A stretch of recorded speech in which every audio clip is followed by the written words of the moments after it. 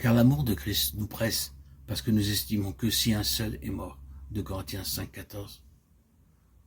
Allons maintenant à la deuxième épître aux Corinthiens pour y trouver un message en contraste direct avec celui que nous lisons dans le livre d'Ézéchiel, au chapitre 8.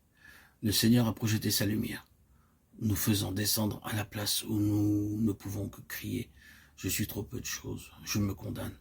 Job 39, 37, 42, 6. À présent, il va projeter sa lumière sur la vie qu'il désire, que nous vivions, sur sa source et son issue.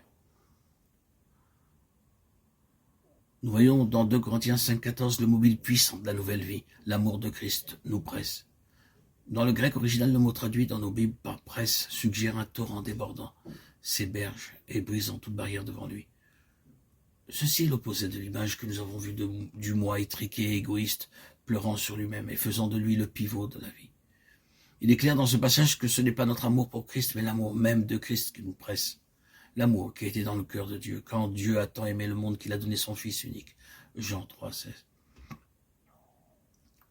Sans Jésus, comment devait être le ciel?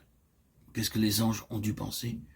Voyant le Fils unique du Père marcher sur cette terre en forme d'homme, acceptant les limitations de notre humanité, suivant pas à pas le chemin de l'humiliation, se livrant lui-même entre les mains des créatures qu'il avait faites, restant impuissant dans ses mains, et permettant qu'il l'emmène et le cloue sur l'infâme croix.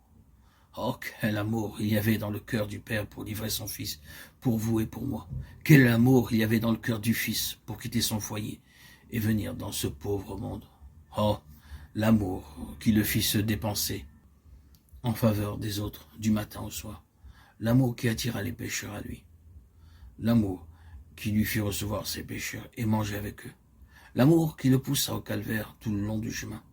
L'amour qui endura la croix, méprisant l'ignominie. Notre amour s'effondre à tout égard. Notre amour pour Christ est bien peu de choses. Mais si seulement nous pouvions devenir des canaux pour ce puissant torrent d'amour qui a jailli du Père et s'est manifesté dans le Fils pour un monde agonisant, un serait-ce pas différent? Pense à l'amour de Christ se répandant par nous et renversant toute barrière. Bien-aimé, ce fut ce merveilleux amour de Christ qui rendit l'apôtre Paul capable de vivre en épanchant sa vie pour les autres. Lorsque nous regardons à Christ, nous ne pouvons oublier qu'il était le Saint de Dieu.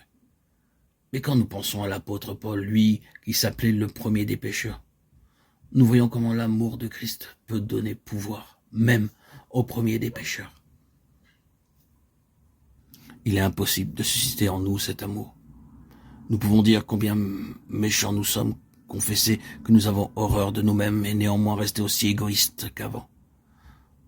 Comment cette vie nouvelle va-t-elle devenir réelle en nous?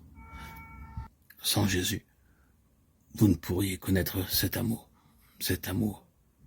qui n'est pas charnel ni passionnel, mais divin.